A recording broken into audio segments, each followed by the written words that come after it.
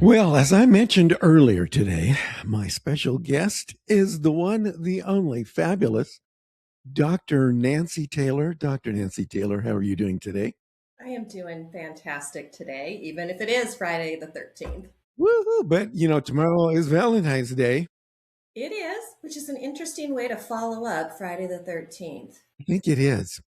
We won't tell any of those Valentine jokes we were talking about earlier prior to the show. Although I am tempted. I'm going to restrain myself. But you feel Yeah, no holds bar here. I'm the guest. I can just say it. you can do whatever you want. Feel unencumbered to just go for it.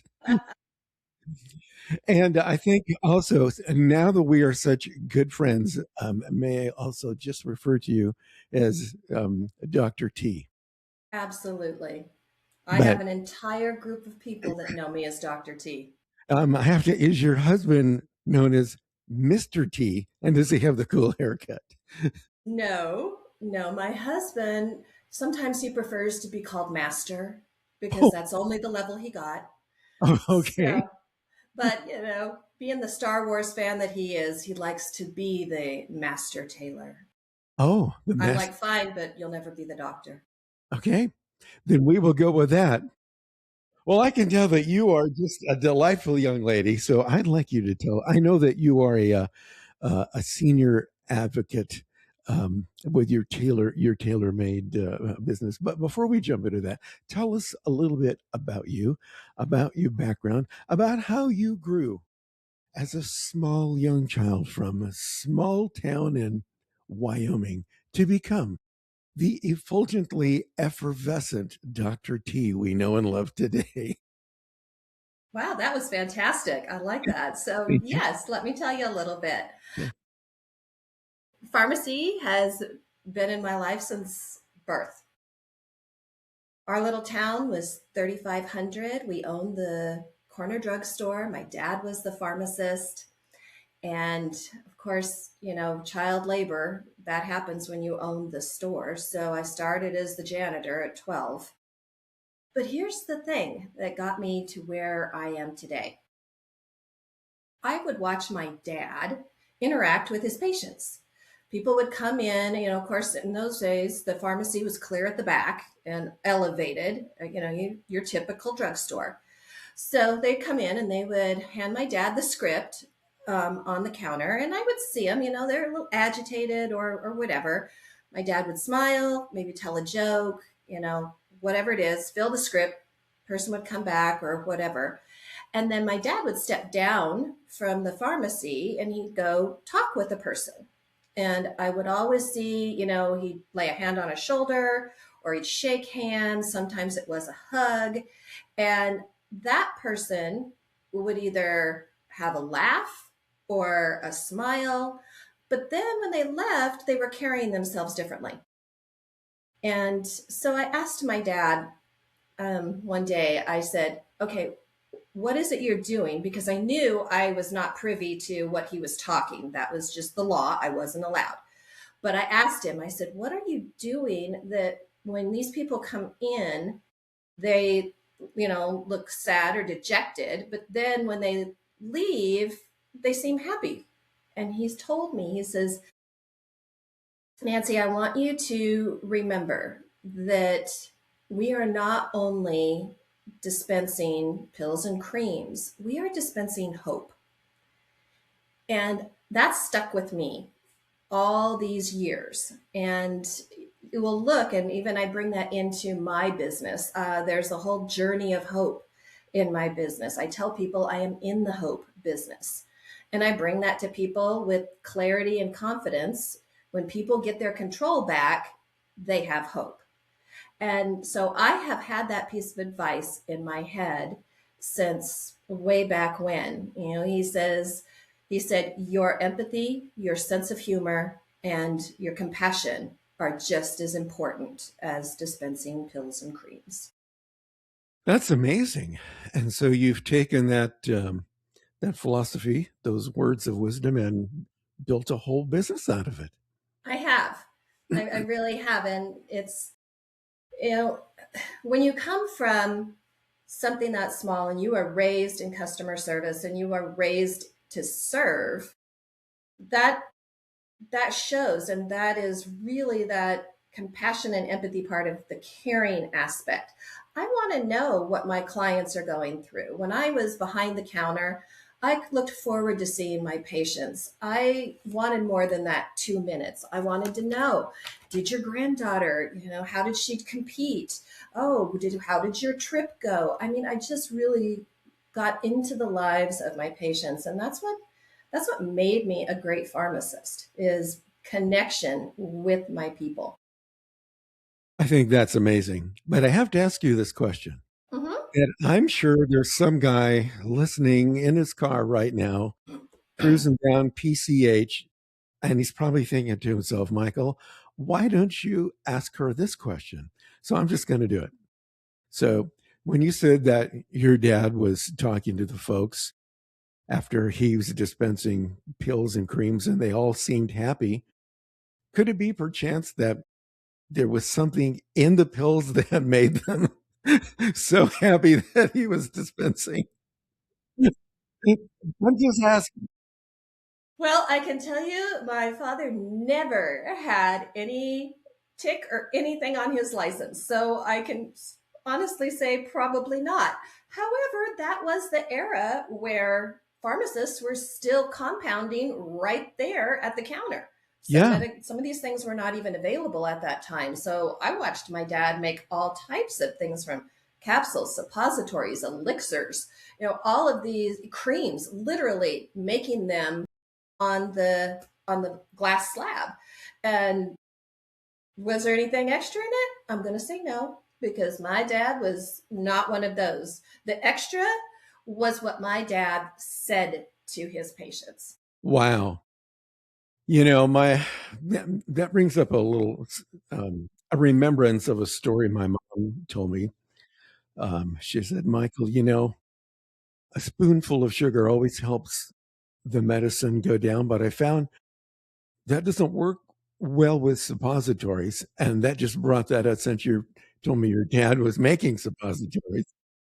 That philosophy doesn't really hold truth. I'm sure No. your dad figured that out, though. Oh, yeah. Yeah. You may be my most fun guest ever. So we're just going to have a good time today, Dr. T. So tell me what you're doing now. I know that you are very passionate about being a senior advocate. Tell us a little bit about that. Absolutely. So when I was working behind the counter, I got known as the over 70 BFF because I just enjoy our older adult population. I get along with them, I understand their humor, and anytime that they would come in, I people would my colleagues would push me to the front, and I had no problem with that, because let's talk about our older population. One, they sometimes they feel invisible because there's so many young people going, yeah, we don't have time for you.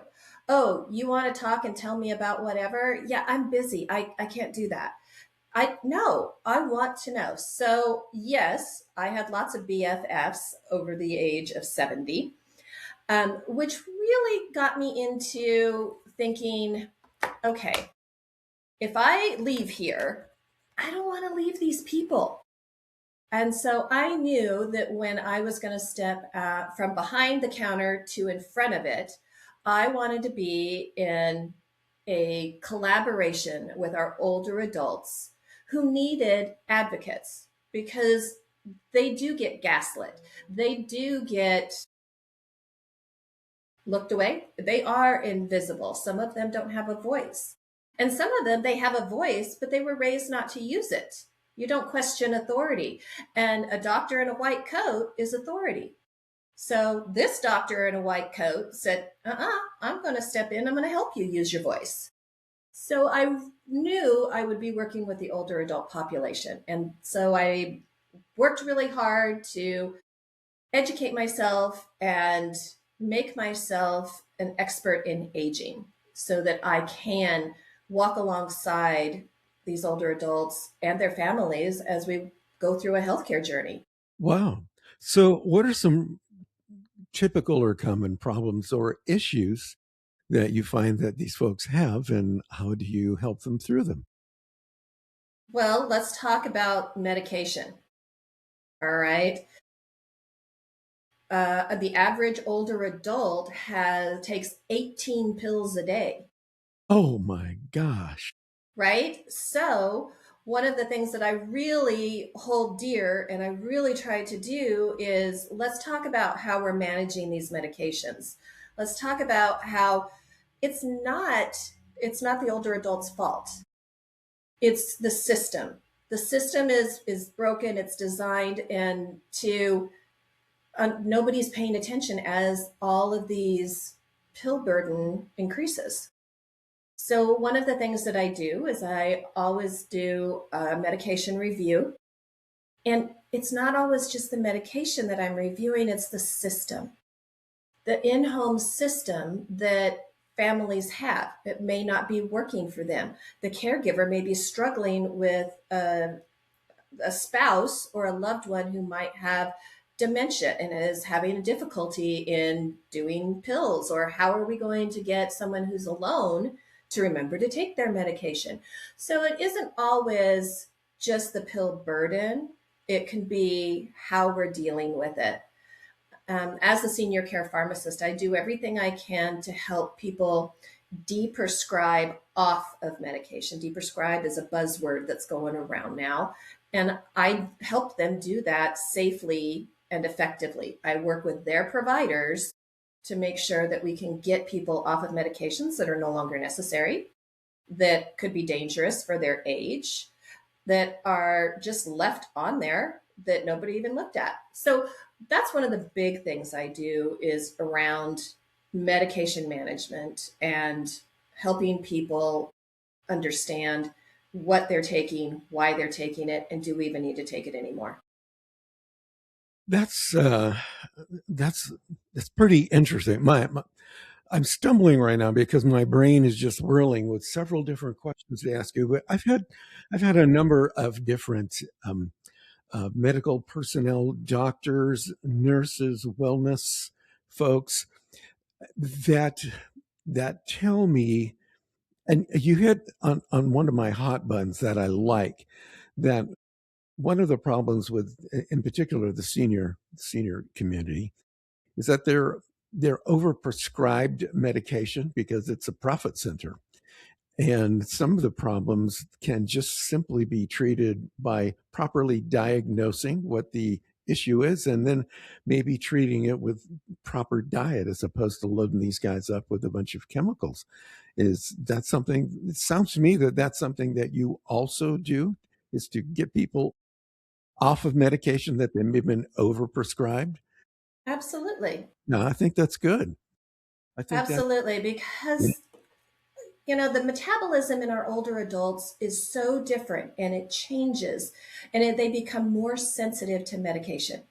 If we can take a look at that, analyze it, and get them off of those types of things, one, we help reduce fall risk because we've maybe taken away things that are causing dizziness or drowsiness.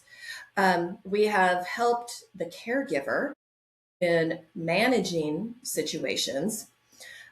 We've also taken a look at maybe we need to change the way that medication is being taken. I mean, as we age, things slow down from taking it in to pushing it out. And yeah. so it may very well be that maybe we have a swallowing issue and these horse pill capsules or tablets need changed to maybe a liquid formation. Some of those simple things, because people don't know what they don't know. And when it comes into looking at medication, they may not even realize that other formulations are there that could make their life easier. People don't want to have their social life dictated by their medical regimen. And so let's take a look at what we can do so that's not your main everyday calendar. So when someone's facing a new diagnosis, Are you the person who does the diagnosis, or are you helping them to understand perhaps a diagnosis that has already been made for them by their doctor, and then they bring it to you, and then you kind of interpret the diagnosis for them? I don't diagnose. Okay, I'll just say that right now. I don't diagnose. However, diagnoses can be very scary for people. And sometimes they don't understand it. I'm sure your listeners have been in a hospital room or been in a doctor's office and they say, well, all right, looks like you have this condition. I'm going to send over some medication to your pharmacy. You can go pick that up, and I want you to follow up with me in 2 weeks. What did you get out of that? You got, all right, I've been told I have this condition. They didn't tell you what medication they were sending over. So when you get to the pharmacy, you can't even say, oh, I'm picking up whatever. But when you do get to the pharmacy, then you get your medication, and someone at the counter says to you, do you have any questions about this? You have no idea. So you say, no, I'm good. So you get home, you have a condition that you really don't understand, and you were surprised that they told you that in the first place. You're now supposed to take a medication that you really don't know anything about. And you're like, is this even right? Is this really what I'm supposed to be doing? Yeah. Okay, that is when Ask the Advocate comes in. You call me, we set up an appointment, and we talk through it. Because honestly, you don't know if you needed that diagnosis or not. Also, if it's a very serious diagnosis, maybe you want to get a second opinion. So I work with adults and their families. We talk through what that situation is so that they gain clarity in it. That's where we always start, is gaining clarity and understanding. Because that way, when my clients have that, it allows them to make empowered decisions and avoid costly mistakes. Which could be life threatening, if not life changing. So I think that's an important thing. When you have your counseling sessions, do you can you involve other members of the family? Like, let's say somebody's mom, 80 something years old. Do you involve maybe the kids or somebody to help them understand what's going on? Or is it just one on one, you and the patient? Now, I work with families also, because, and only if the client allows it. Okay. That's the thing. If the client wants their family in on that. Um, and so, but I have talked with multiple families. I have talked with multiple generations, because nowadays, if you look at the dynamic of families between the gray divorce that's happening, so we have silver seniors. We've also got a generation under that that are either still working or there's been an issue. So some of these seniors are actually raising their grandchildren. Oh my gosh. So you've got multiple generations in this new family dynamic. And it might be the 20 something grandchild that takes grandma to the appointments or Okay. whatever and make sure grandma gets her medication. So if grandma wants that person to sit with them, absolutely. I invite it, open it to whoever in the family wants to talk about it. And I'm glad you brought this up, because I don't know if you're familiar with the term, the sandwich generation. So the sandwich generation are those of us, I'm there, I have to say I'm there. We are the ones that are taking care of our aging parents, but we're also still taking care of children. And some could be in high school, some could be our younger adult children. They may leave the nest in their 20s, but they really, they're still adulting. They're still learning. And so that person in the middle who's still trying to work and make sure they keep their benefits, make sure their parents are taken care of, make sure get to their kids' events, they are sandwiched in between taking care of multiple people. And I am here to work with them to take care of parents so that they can attend those soccer games. They can get to PTA meetings. They can have that relief of knowing, okay, I've set this up and I can stay here at work. I don't have to call my parents and check in all of the time. I've already set that up. So, we struggle in doing both. So if I can help alleviate some of that stress in caring for the older adult parent or older aging loved one, then that's what I do. Okay. Do you, as their advocate, would you also perhaps intercede, since you are a doctor, um, on their behalf with their doctor who may have prescribed some medication or done a diagnosis, and maybe what they have diagnosed or prescribed is producing less than lackluster results and not working? And I ask because of this real world situation. I have a friend who has a serious medical condition, and he keeps going back to the doctor, and they're having problems diagnosing and diagnosing. They say, okay, take this, and take this, and nothing's, not only is nothing being resolved, but he told me it's actually getting worse, and he keeps going back to the doctor, and they just prescribe different things, and they don't really seem to listen to him. Is that something where you might get involved and say, okay, let me talk to your doctor on your behalf, and let's see what we can do to resolve this? Is that part of your advocacy program? It is one of the packages that I offer in working with older adults and their providers. Now, let me state though, I don't speak for the client. When you say, do I intercede?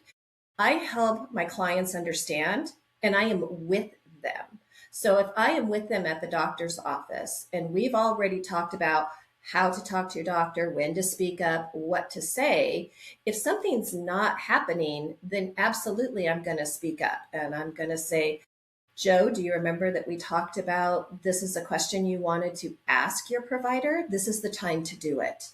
So I am there to empower my clients. Now, whether I am there via phone, which I do, I attend appointments, virtual appointments over the phone, but I also attend in person appointments if they are within my area. Um, and I also help people prepare for their appointments because there's not a lot of time and they want to be heard and they want to be respected and have their time respected too. As your friend, when it comes to that, remember, doctors practice. They have a practice. Okay. So they're going, because they may not figure out the diagnosis and they're trying to rule things out, of course, they're going to practice. But they're not always going to see what is happening with the client. They're going to expect that they're going to tell them everything, and they may not know what information is relevant. And that's where I can step in. Okay. And I can help them understand that and help them talk with their provider about it. It seems to me that you have a very unique role within the medical health and wellness industry. So I'd like to ask you, on behalf of a lot of the business owners we have listening. So, what are you doing to help get the word out about you? How are you growing your business? And what are you doing to, in essence, make it easy for people to give you money, since you are a business oriented enterprise? What are you doing to grow your business? I do a couple of things. One, I am constantly educating. I believe if I can give people some knowledge nuggets that they can use to self advocate in their appointments, even if they pick a question and they were like, oh, I read this in Dr. T's Tuesday Tips newsletter. I'm going to take that and I'm going to use that question and I'm at my next doctor's appointment. Brilliant. They are starting to self advocate. So not only am I teaching through my newsletter that comes out every Tuesday, Dr. T's Tuesday Tips, I'm also teaching classes for community education. I teach at different universities for that. I also teach in 55 plus communities. People want that information. And because I'm in an industry that is still very young, not only am I teaching information that people can start to use, I also have to teach about who I am and what I do. People don't understand independent advocacy. So I do that. But one thing I do is I partner with those outside of healthcare, elder law attorneys, wealth financialists, estate lawyers. Um, you know, when we look, CPAs, insurance, Medicare or regular insurance, because in their specialties, they're getting those healthcare questions and they don't know where to turn. They don't know who to recommend. And so when they hear something and they're like, ooh, they're struggling with that, or oh, that could be a red flag, and I'm not sure. I don't know who to send them to. You send them to me and ask the advocate, and I help them with that healthcare. So that's how I partner with it. And when I'm in the healthcare side of it, people may say, oh my gosh, this is happening. I have no idea how to pay for this. I know who to connect them with. Or, oh, I have not updated my estate plan. Oh, I can connect you. So, yes, that is how I work B2B and B2C. So I appreciate that because what you're doing is you're building a network of people who can both refer business and customers to you, and also you can reciprocate in like manner when one of your patients or clients needs something that one of your referral people do in your network. You can also refer back to them. I think that's extremely powerful. I'm a big believer in business networking and referral networks.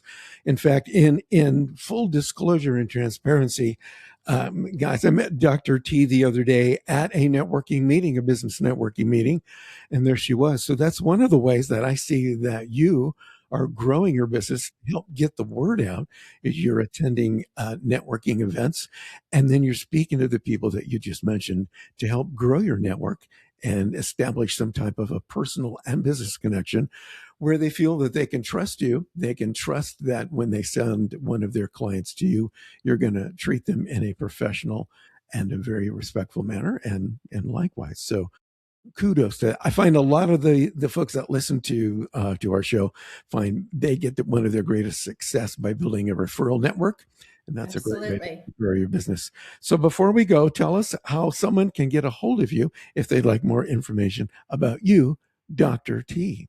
Absolutely. So I will say that my services are available in person and virtual. I can help anybody nationwide. And the best way to get a hold of me is there is a Talk to Nancy right on the front page of my website, which is drtadvocacy.com. You see this Dr. T behind me? Yep, Got it. drtadvocacy.com. Or you can just drop me an email at nancy@drtadvocacy.com. Those are the easiest ways to get a hold of me. Fabulous. And I know that you are so technically sophisticated, you even have a phone number, which is I 435 do. 767 1766. Dr. T, thank you so much. You've been a delight and a joy. We'll see you guys again next time with another exciting edition and make it easy for people to give you money.